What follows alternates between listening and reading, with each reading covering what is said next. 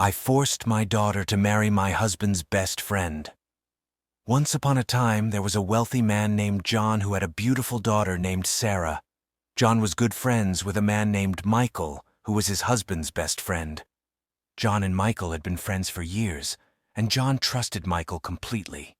One day, John decided that it was time for Sarah to get married. He believed that Michael would be the perfect match for his daughter, as he was successful, kind, and well-respected in the community. John approached Michael with the idea of marrying Sarah, and Michael was initially hesitant. However, John was persistent and eventually convinced Michael to agree to the marriage. Sarah was shocked and devastated when she found out that her father had arranged for her to marry Michael.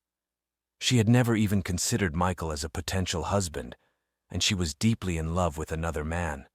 But John was insistent, and Sarah felt pressured to go along with her father's wishes. The wedding day arrived, and Sarah walked down the aisle with a heavy heart. She knew that she was making a huge sacrifice for her father's happiness, but she couldn't shake the feeling that she was betraying herself. As she exchanged vows with Michael, she couldn't help but feel a sense of emptiness and regret.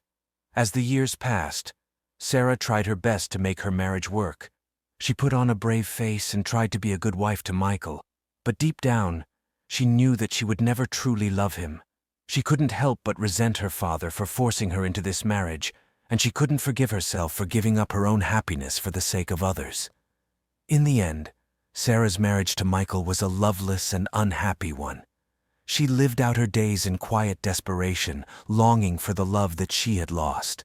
And John, blinded by his own desires, never realized the pain and suffering that he had caused his daughter by forcing her to marry his husband's best friend.